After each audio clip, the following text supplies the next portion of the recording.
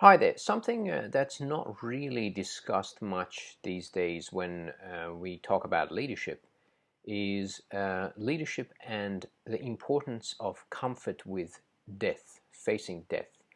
And that's something, obviously, it's pretty much left out in much of the leadership training and literature. Uh, if we look at the leaders that have created the biggest impact in the world, whether they're historical figures or those who may have made significant contribution to their organization, many of the most effective leaders are not so concerned with survival. They're concerned with service, but not survival. How is that, and what causes that to be?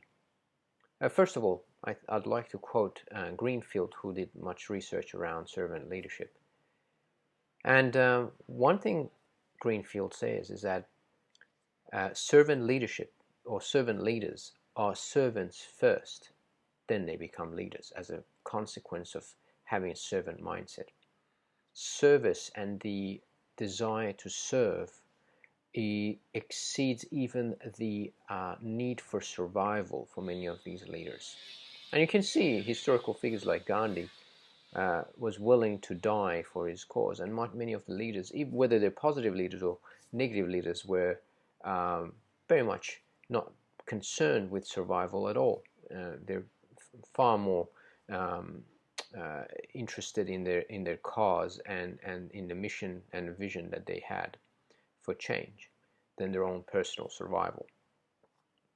Yet they were very compassionate and caring about the lives of others, and they so that this contrast of deep care and compassion towards others, yet this level of selflessness to the degree where death was not something they really were concerned about, is a pretty profound observation if you look at that. And I'd like you to kind of have a reflection on this, and please comment on this video about leadership and comfort with death and mortality.